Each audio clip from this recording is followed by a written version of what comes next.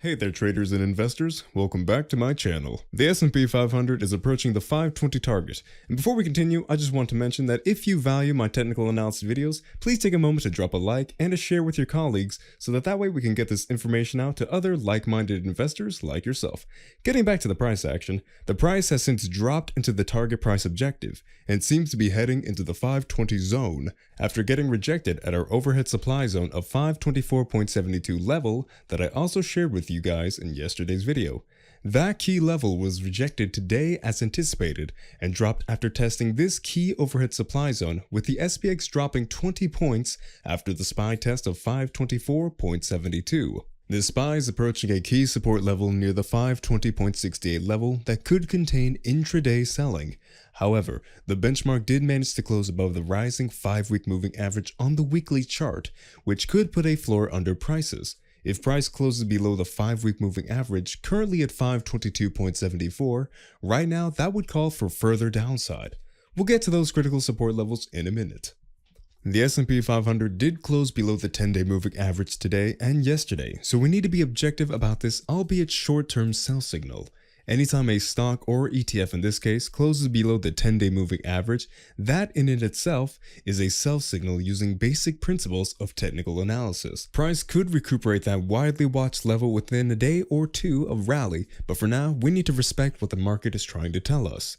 Additionally, the 5-day moving average has also crossed below the 10-day moving average as of 2 days ago, the same day that it first closed below the 10-day moving average on the daily chart. On the daily chart, price not only closed back below the 5 and 10-day moving averages, but as of today has also closed back below the 20-day moving average as well. One aspect about the last couple days of selling pressure has seen prices gap down at the open, and a change of character, as I mentioned yesterday, is unfolding where the gap down is unable to get filled.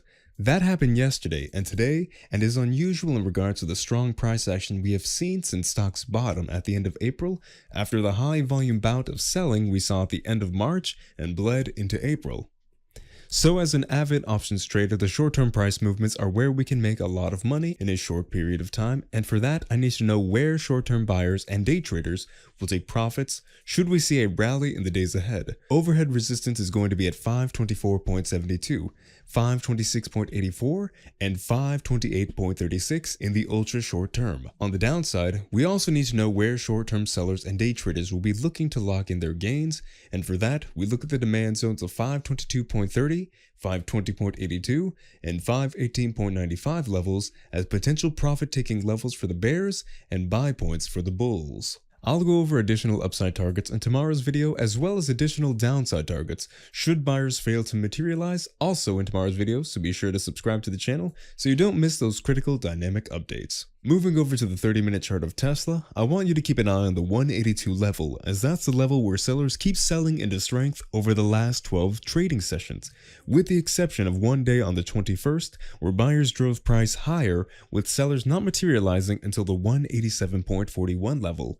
So also put an alert on your chart for 187.41. Above that level would be a change of character over the last few days, and we could see the next overhead supply zone come into play near the 199.46 level. Even though Tesla stock has been in a nasty downtrend for over 2 years straight, Tesla stock did print a bullish hammer candlestick on the monthly chart last month and has so far not been taking out, with the lows coming in at 133.80. This past month's candle has seen a really small doji candle print, and I expect next month's candle to be a big mover. Normally when we have an inside candle this small right after a huge bullish hammer candle, that signifies a consolidation period as the stock digests the gains from the previous month's bullish hammer.